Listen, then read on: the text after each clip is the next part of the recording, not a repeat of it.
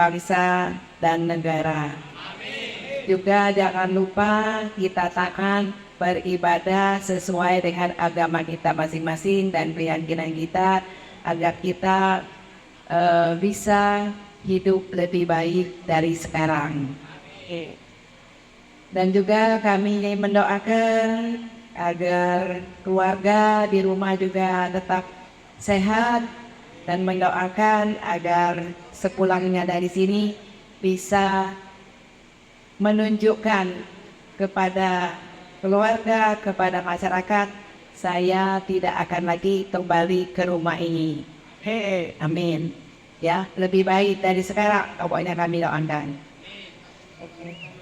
Demikianlah yang dapat kami sampaikan. Semoga apa yang kita laksanakan bermanfaat, menjadi ladang ibadah di hadapan sisi Allah dan di sisi Allah Subhanahu wa taala, dan dengan atas ridha Allah Subhanahu wa taala, atas izin kita semua, acara pada hari ini kita buka dengan mengucap Bismillahirrahmanirrahim.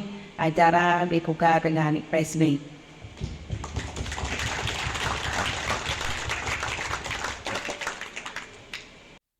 Terasa pada saat itu tapi dan sehat. Mengajar anak-anak kita bersenam bersama untuk sama-sama menjaga jantung dan berkelanjutan pola hidup sehat. Dan tadi juga kita juga menerima materi untuk sosialisasi bagaimana menjaga jantung kita agar senantiasa sehat dan berkehidupan sehat walaupun anak-anak kami ada di lapas anak ini agar senantiasa menjaga kebersihan, menghindari rokok dan tidur berkegiatan seperti yang ada itu. Kalau dari warga binaan di sini ada berapa orang selain itu? Kalau warga binaan ada 250, namun untuk anak khusus anak ada sekitar 70.